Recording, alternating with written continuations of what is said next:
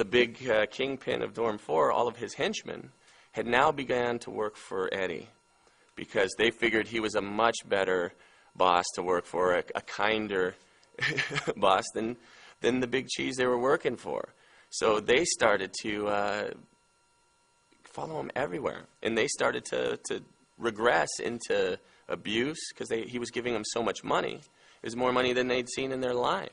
I mean, these guys were cops before they killed that reporter, so they weren't making much money anyway. And when they got there, they had no one supporting them because the crime was pretty atrocious. I mean, they butchered these people.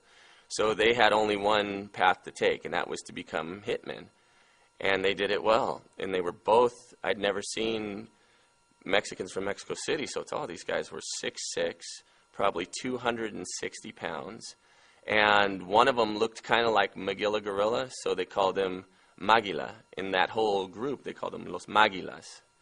And they were the enforcers. When someone owed money, when someone had to be taken care of, they would send all 5 of them down there with their Excaliburs, and they'd get it done.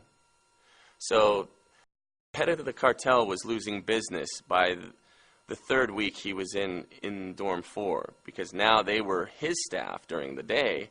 They were trying to moonlight for the head of the cartel and catch up on their caseload by the morning, so they'd go on night raids. They'd go on night raids. Instead of the daytime hitting everybody up for the money, they'd pay the extra money to get out at night, and they'd go and Excalibur all through the night and catch them while they're sleeping. Come back in the morning, do a little crack, have a little drink, and accompany Eddie to the visit. And then that would start with his whole entourage, the family outside, the people who needed this, that, the multitudes just following him around for a handout. It was almost biblical. It was like watching, it's like they're following him around like the Christ. It's crazy, Everybody all, Eddie, Anthony, wait. Falling over themselves, trying to get to him to explain why they need some of his money. So it put a big spotlight on it.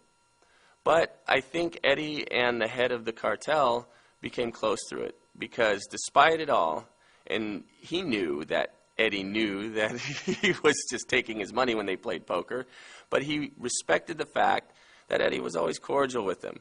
And no matter what went on, no matter how violent or anything else, Eddie always kept an air of levity with him. And they had fun, and he made him laugh, and he taught him new card games, and they were just like a couple of guys.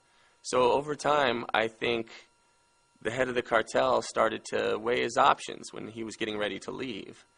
And there were a lot of people jockeying for position who would like to take over his little operation there, which had grown substantially.